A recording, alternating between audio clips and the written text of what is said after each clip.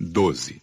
Interrogando-se a natureza das camadas geológicas, sabe-se da maneira mais positiva se na época da sua formação a região que as contém estava ocupada pelo mar, por lagos ou por florestas e planícies povoadas por animais terrestres.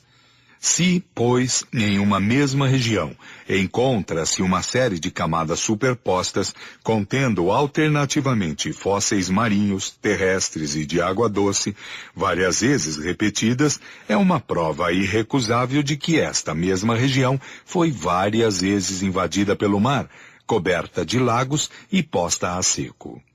E quantos séculos de séculos, certamente milhares de séculos, talvez, foram necessários a cada período para se cumprirem. Que força poderosa não foi necessária para deslocar e recolocar o oceano, elevar as montanhas? Por quantas revoluções físicas, comoções violentas, a Terra não deveu passar antes de ser como a vemos desde os tempos históricos? E querer-se que isso fosse a obra de tempo menor do que é preciso para fazer crescer uma planta. 13. O estudo das camadas geológicas atesta, assim, o que foi dito, formações sucessivas que mudaram o aspecto do globo e dividiram a sua história em várias épocas. Essas épocas constituem o que se denominam os períodos geológicos, cujo conhecimento é essencial para o estabelecimento da Gênese. Contam-se 6 principais, que se designam sob os nomes de período primário, de transição, secundário, terciário, diluviano, pós-diluviano ou atual. Os terrenos formados durante o tempo de cada período se chamam também terrenos primitivos, de transição, secundários, etc. Disse que tal camada ou rocha, tal ou tal fóssil, se encontra em terrenos de tal ou tal período. 14. É essencial notar-se que o número desses períodos não é absoluto e que depende dos sistemas de classificação. Não se compreende nos 6 acima designados, senão aqueles que foram marcados por uma mudança notável e geral no estado do globo. Mas a observação prova que várias formações sucessivas se operam durante a duração de cada um. Por isso são divididos em subperíodos, caracterizados pela natureza dos terrenos, e que elevam a 26 o número de formações gerais bem caracterizadas, sem contar as que provêm de modificações devidas a causas puramente locais. Estado primitivo do globo. 15.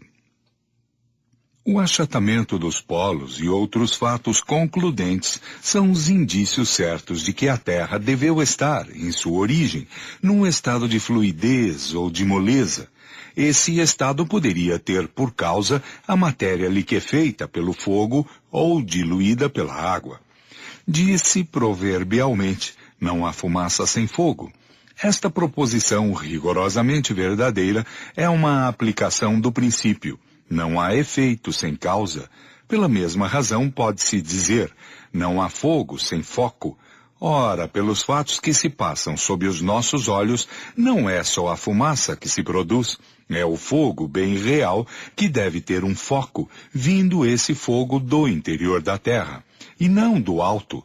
O foco deve ser interior, sendo o fogo permanente, o foco deve sê-lo igualmente. O calor que aumenta à medida que se penetra no interior da Terra e que a uma certa distância da superfície atinge uma temperatura muito alta, as fontes termais, tanto mais quentes quanto venham de maior profundidade, os fogos e a massa de matéria fundida e abrasada que escapam dos vulcões, como por vastos suspiros ou por rachaduras produzidas por certos tremores de terra, não podem deixar dúvidas sobre a existência de um fogo interior. 16. A experiência demonstra que a temperatura se eleva em 1 grau por 30 metros de profundidade, de onde se segue que numa profundidade de 300 metros o aumento é de 10 graus, a 3.000 metros 100 graus, temperatura da água fervente, a 30.000 metros, ou de 7 a 8 léguas, de 1.000 graus. A 25 léguas, de mais de 3.300 graus, temperatura a qual nenhuma matéria conhecida resiste à fusão. Daí até o centro há ainda um espaço de mais de 1.400 léguas, ou seja, 2.800 léguas de diâmetro, que seria ocupado pelas matérias fundidas. Se bem que não haja aí senão uma conjetura, julgando-se a causa pelo efeito, ela tem todos os caracteres da probabilidade, e chega-se a esta conclusão, de que a Terra ainda é uma massa incandescente recoberta de uma crosta sólida de 25 léguas ou mais de espessura, o que é apenas a 100ª-vigésima parte de seu diâmetro. Proporcionalmente, seria muito menos que a espessura da mais fina casca de laranja. De resto, a espessura da crosta terrestre é muito variável, porque há lugares, sobretudo nos terrenos vulcânicos, onde o calor e a flexibilidade do solo indicam que ela é muito pouco considerável. A alta temperatura das águas térmicas é igualmente indício da vizinhança do fogo central. 17. Posto isto, torna-se evidente que o estado primitivo de fluidez ou de moleza da Terra teve por causa a ação do calor e não a da água. A Terra era, pois, em sua origem, uma massa incandescente. Em consequência da irradiação do calor, chegou-se ao que chega toda a matéria em fusão. Pouco a pouco se resfriou e o resfriamento, naturalmente, começou pela superfície, que endureceu, ao passo que o interior permaneceu fluido. Pode-se assim comparar a Terra a um bloco de carvão saindo todo vermelho da fornalha e cuja superfície se apagou e se resfriou ao contato do ar, que sendo então quebrado, encontra-se o interior ainda em brasa. 18. Na época em que o globo terrestre era uma massa incandescente, não continha um átomo a mais ou a menos que hoje. Sob a influência dessa alta temperatura, somente a maioria das substâncias que o compõem e que vemos sob a forma de líquidos ou de sólidos, de terras, de pedras, de metais e de cristais, encontravam-se num estado bem diferente. Não fizeram senão sofrer uma transformação. Em consequência do resfriamento e das misturas, os elementos formaram novas combinações. O ar, consideravelmente dilatado, deveria estender-se numa distância imensa. Toda a água, forçosamente reduzida a vapor, estava misturada ao ar. Todas as matérias suscetíveis de se volatilizarem, tais como os metais, o enxofre e o carbono, encontravam-se aí no estado de gás. O estado da atmosfera nada tinha de comparável, pois, ao que ela é hoje. A densidade de todos esses vapores dava-lhe uma opacidade que nenhum raio de sol podia atravessar. Se um ser vivo pudesse existir na superfície do globo nessa época, não seria clareado senão pelo brilho sinistro da fornalha colocada sob seus pés e da atmosfera esbraseada, e não suspeitaria mesmo da existência do Sol.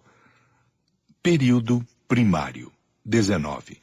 O primeiro efeito do resfriamento foi solidificar a superfície exterior da massa em fusão e dela formar uma crosta resistente que, fina de início, se espessou pouco a pouco.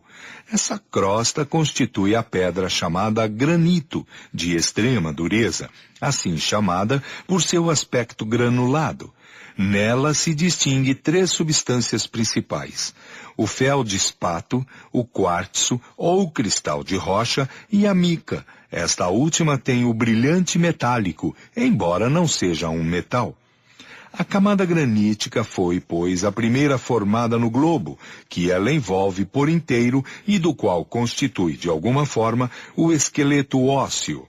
Ela é o produto direto da matéria em fusão consolidada. Foi sobre ela e nas cavidades que a sua superfície atormentada apresentava que, sucessivamente, foram depositadas as camadas de outros terrenos, formados posteriormente. O que a distingue destes últimos é a ausência de toda estratificação, quer dizer que ela forma uma massa compacta e uniforme em toda a sua espessura e não disposta por camadas. A efervescência da matéria incandescente deveria aí produzir numerosas e profundas rachaduras, pelas quais se derramaria essa matéria. 20. O segundo efeito desse resfriamento foi o de liquefazer algumas das matérias contidas no ar no estado de vapor e que se precipitaram na superfície do solo. Então, houve chuvas e lagos de enxofre e de betume, verdadeiros riachos de ferro, de cobre, de chumbo e outros metais fundidos.